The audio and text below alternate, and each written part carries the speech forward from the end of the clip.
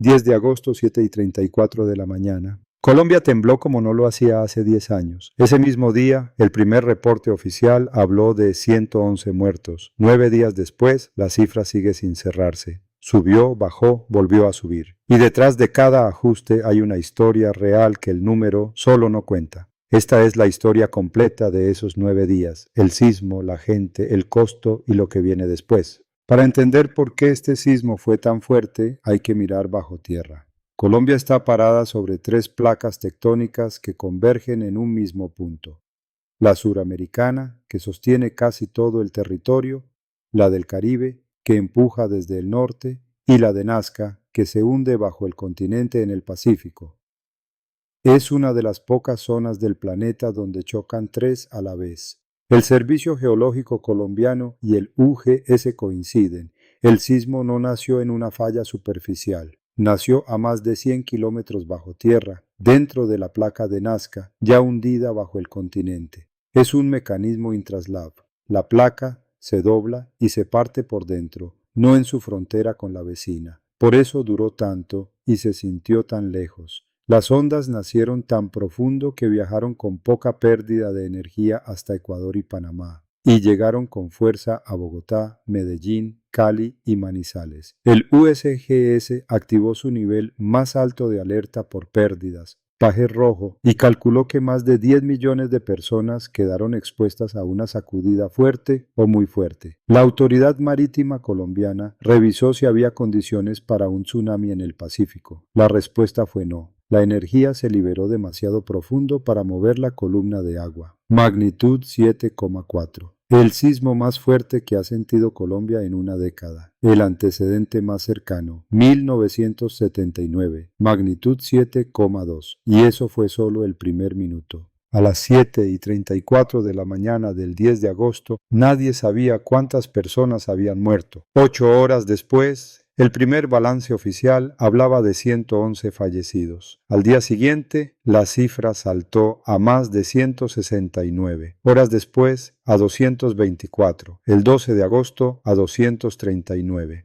Cada institución daba un número distinto el mismo día porque cada una contaba de una forma distinta. Y porque llegar a los pueblos más golpeados de Chocó, Valle del Cauca y Risaralda tomó días, no horas. El 18 de agosto, 8 días después del sismo, el balance llegó a 304 muertos y 426 desaparecidos. Y ayer, 19 de agosto, pasó algo que no había pasado en 9 días. La cifra de desaparecidos bajó de 426 a 290, no porque aparecieran con vida en su mayoría, sino porque Pereira depuró su lista y corrigió un conteo duplicado. Incluso las cifras de una tragedia se pueden equivocar por exceso, no solo por defecto. El balance más reciente, con corte a hoy, 312 fallecidos, 4.380 heridos, 290 desaparecidos, casi 295.000 personas afectadas en 15 departamentos y 470 municipios.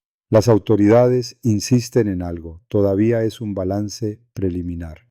Y hay un cierre que sí es definitivo. En Chocó, el departamento del epicentro, ya no queda nadie por buscar. La última familia reportada como desaparecida apareció con vida. Volveremos a esa historia más adelante. Detrás de esa cifra humana hay un país con la infraestructura partida. Más de 134.000 viviendas averiadas.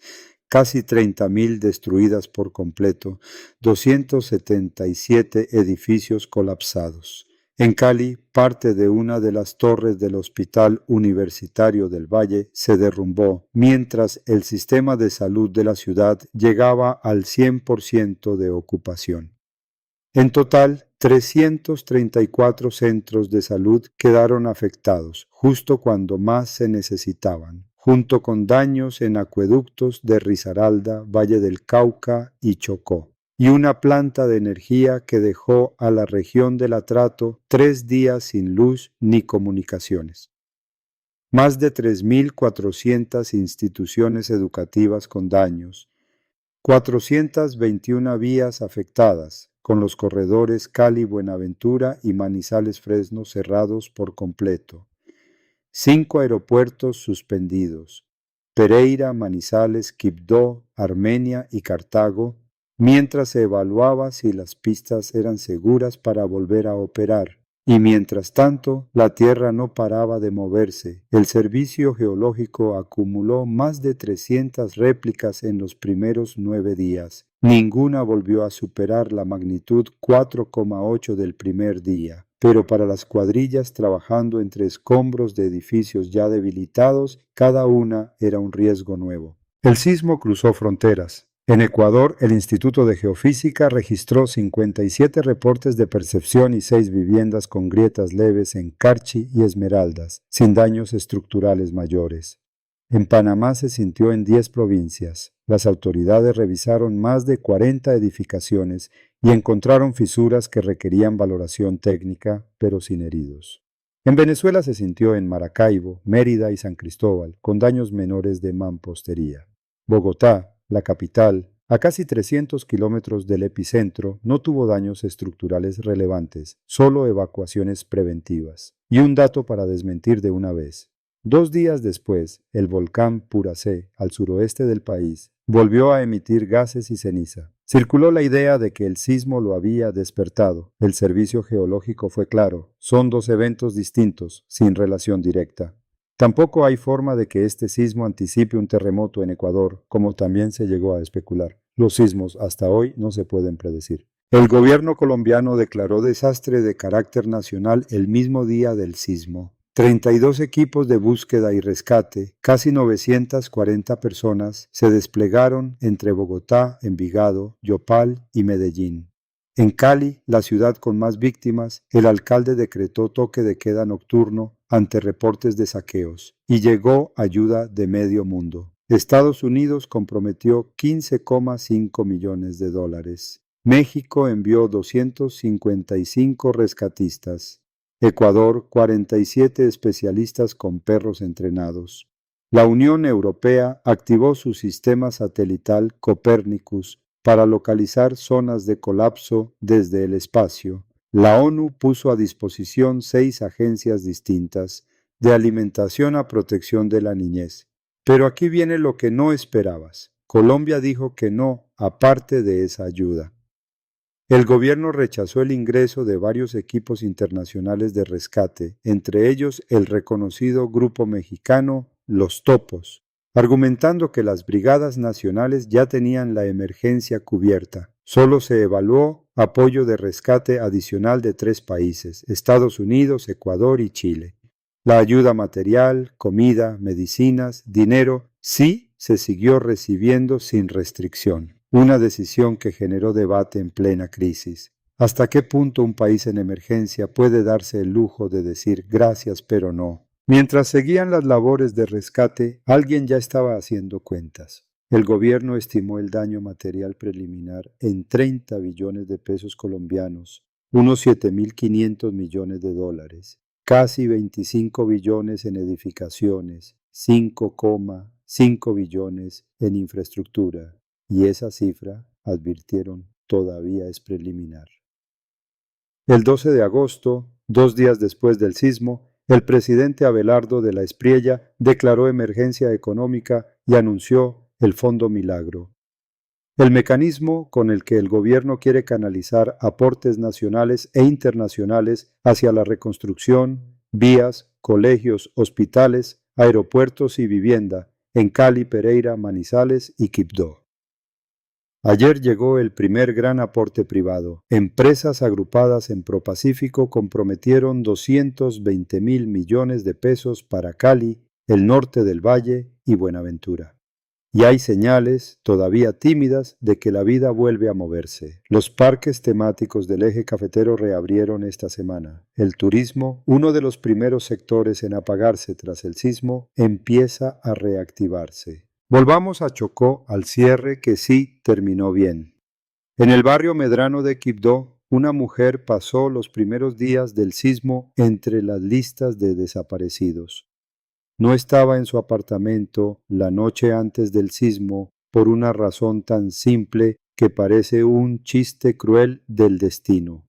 Su hija había viajado a Medellín y se llevó las llaves. Sin ellas, La mujer no pudo entrar a dormir esa noche. Su edificio colapsó horas después. Mi hija se llevó mis llaves del apartamento y por esa razón yo no amanecí allá, contó ella misma. Con su hallazgo con vida, el ejército y la gobernación del Chocó confirmaron que ya no queda nadie por buscar en ese departamento. No solo se rescató gente, equipos especializados llegaron a Cali para sacar mascotas de entre los escombros, perros y gatos rescatados con vida después de más de un día atrapados. Un respiro pequeño en medio de 9 días muy pesados. Y una advertencia antes de cerrar. No todo lo que circuló en redes sobre este terremoto era real. Verificadores documentaron videos de otro terremoto en Filipinas, presentados como si fueran de Colombia.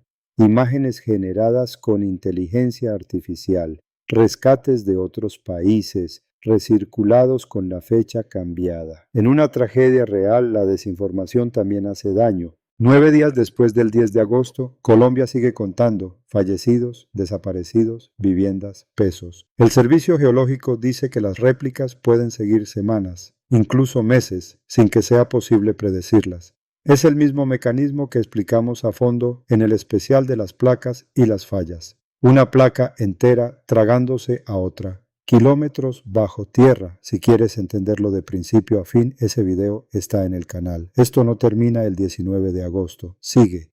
Y nosotros seguimos contándolo. Y si quieres profundizar en los datos, todo está también en el blog de Mente en Movimiento. Dale like y suscríbete.